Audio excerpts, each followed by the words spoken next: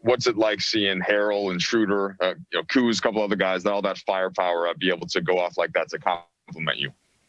Yeah, man, we got a really good team.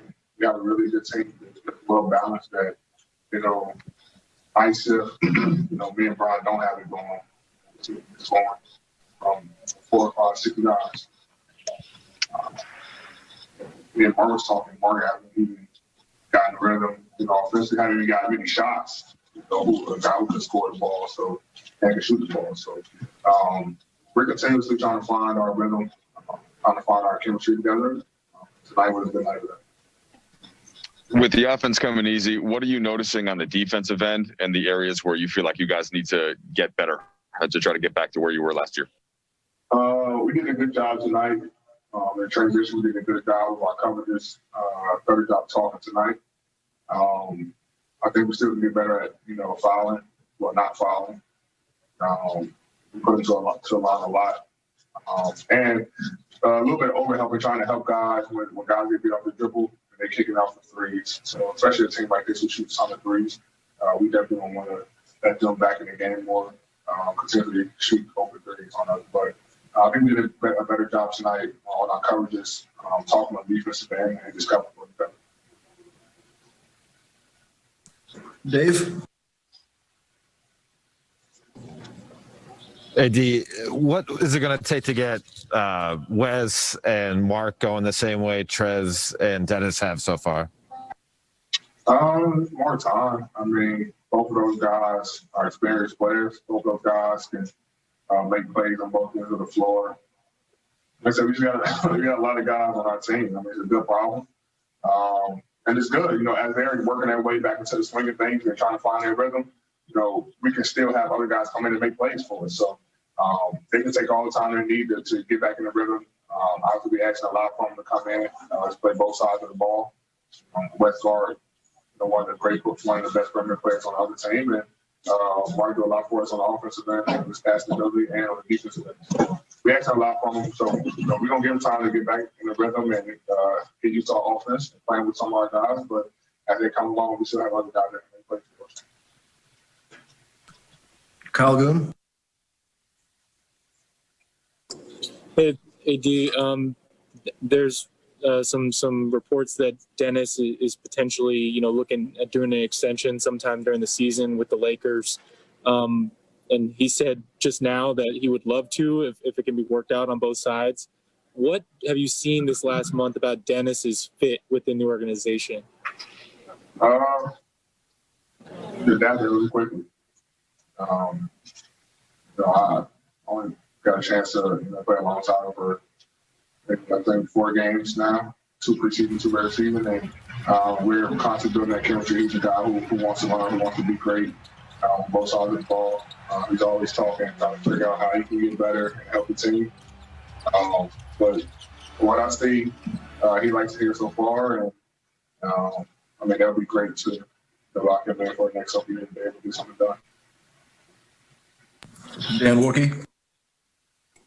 Hey, Anthony, Merry Christmas. I'm wondering, Frank said that he thought the loss against the Clippers didn't sit very well with you guys. I'm curious, after that game, there was a lot of talk about just sort of like how surreal it was that you were even back playing. What was it like in the 24 hours after that? Is that when like the kind of the loss part of it kicked in? And do you think that kind of helped you guys get more focused offensively or any of that stuff that happened early, more energy early in this game tonight? I think it was the film. I mean, we watched film and realized how we can be better on both sides of the ball. It was our first game together. Sometimes we have guys who sit out in preseason. You don't get that chemistry. And then we didn't really have much practice time. We were together for like 9 days at that time. And the more and more we get to play with each other, the more we're going to figure things out. But we went to the film and realized that we can be a lot better. And we pride ourselves on not losing 2 in a row. We did the same thing last year. We never want to lose 2 games in a row, so we know we want to come out and get this game. And come out with a lot of energy and effort. Guys felt a lot better body-wise and mentally. Obviously getting the rings was a big deal for us. And it just didn't feel like a real game. It felt also surreal. And we was able to come out tonight and put all that behind us and make sure that we did whatever we could to get through the win. All right, a few more. Melissa Rowland.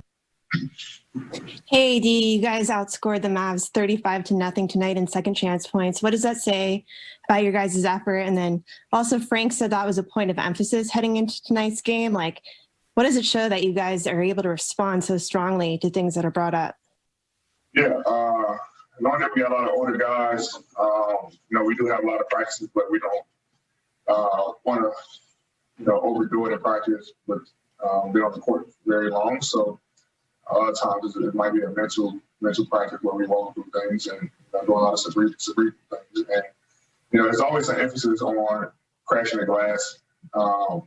Myself, Trez, Schools, Ron, we want to get second chance points and kick it out to our shooters and to be able to make shots. So, anytime a guy, shoots the ball, we want to get 2, maybe 3 guys crashing the board and picking out to guys.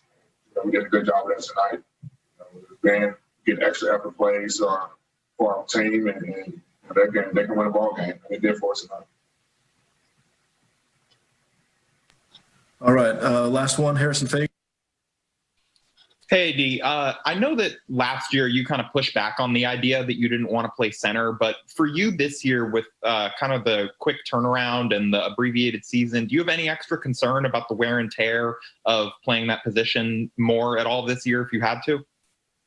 No, I mean, I really, we got Trez and Mark who can play the 5, but there's going to be games where I have to play the 5, and, me and Coach talked about it, so I'm prepared to do that as well, and he's going to be smart about when to do it.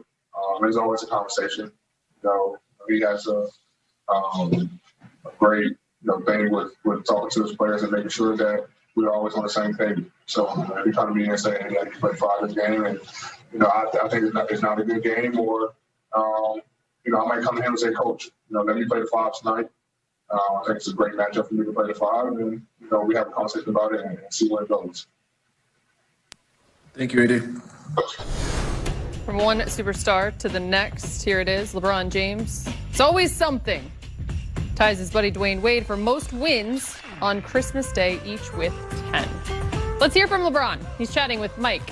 And Lakers calendar, 3 games left for the Lakers in 2020. Up next is a back-to-back against the T-Wolves and Portland. Then first road game of the season on the 30th against the Spurs. Then an off day in San Antonio. And on New Year's Day, another game against the Spurs. Then on January 3rd, they play last year's Rookie of the Year, Ja Morant and the Memphis Grizzlies. Lots of NBA action today.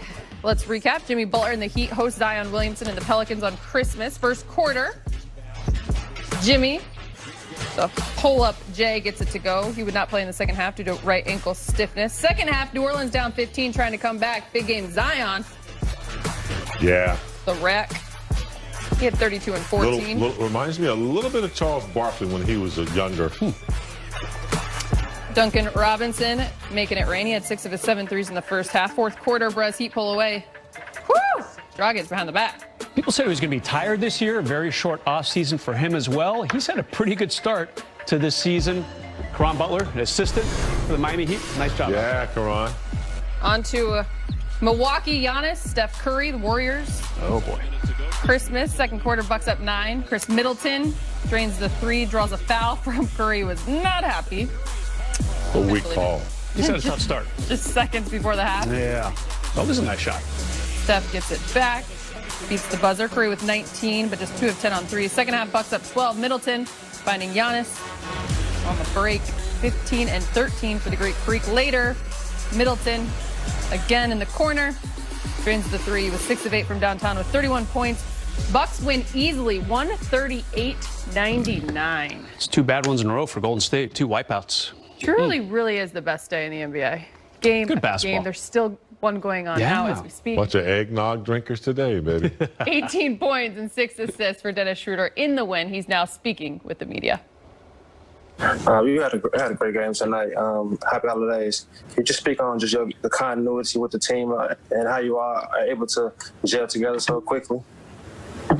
I mean, they're making it easy for me, the transition since the first day in practice.